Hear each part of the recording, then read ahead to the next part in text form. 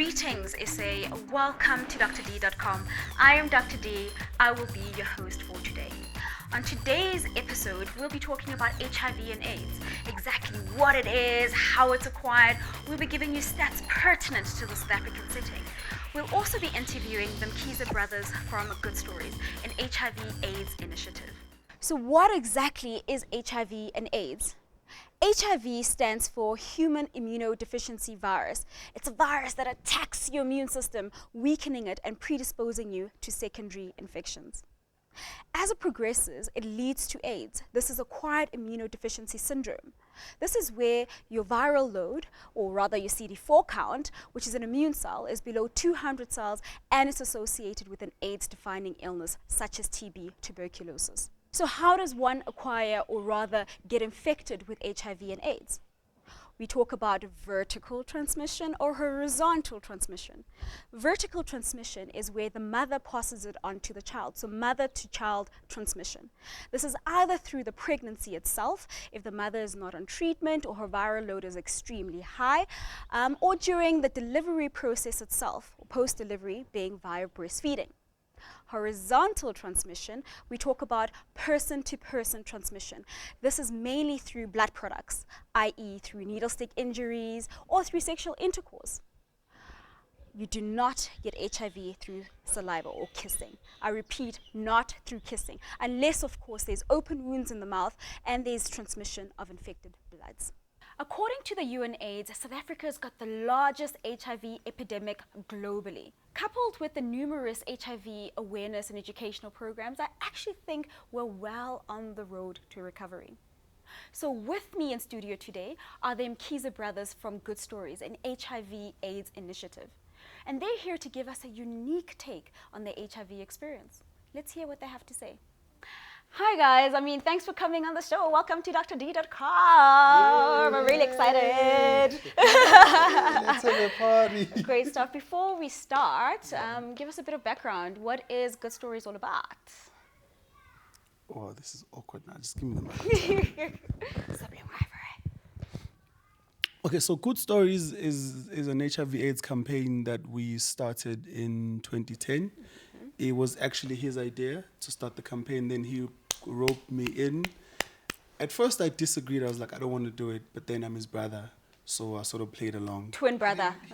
Brother is an understatement. Twin brother, guys. I didn't have much of a choice. I didn't have much of a choice. I actually said to him, if you don't do it, I'm removing you from my will. Oh, really? And then I like money, so I was like, hey, cool, let's do this. And at the time, I didn't have any money, mind you. I don't think I'm on his will you even now. You sold the vision, Papa. You sold the vision. Right? Down below. Too slow. Okay. Right. Anyway, so it's an HIV/AIDS campaign that aims to change the mindset around HIV.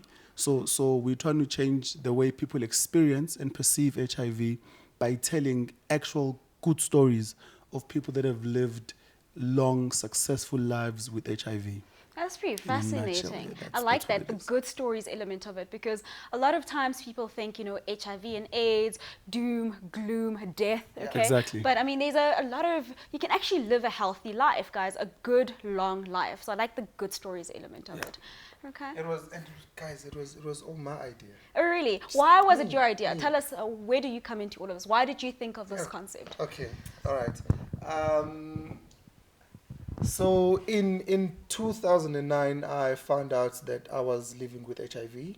And as I think you kind of alluded to it earlier, there wasn't, or there isn't enough, there isn't enough now, but back then there wasn't a lot of people that were openly talking about the fact that they are living with HIV.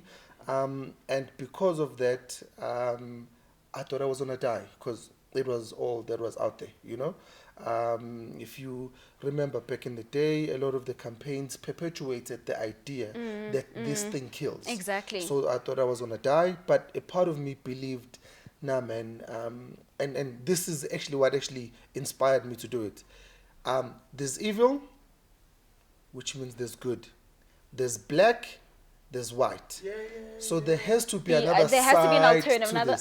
Yes. Yeah. I did a little bit of research. I believe you do have a healthcare provider in the family. Did that play a role at all? in influencing your decision? Not necessarily, because even though mom was a nurse, but it's a conversation we never had in the house, you know. So mom would tell us use condoms, but we never really understood like the why and the benefits. So not necessarily. But it did make it easy though to have a conversation with her, because she was understanding of what it was. Which not a lot of people actually have. I think that's what actually kept HIV so taboo for such a long period of time, is that people are afraid to come out and speak about it. And I think in your setting, having someone that understands what it's like to actually manage patients with HIV, it was probably a safe environment for you to come out in. But I must say though, I think by the time that I had the conversation with my mother, I was already in a space where, irrespective of what she was going to say, I was good. You know, because I had done so much work on myself that irrespective of what the world throws at me, I knew who Tula was, who Tula is about, and where my life was going.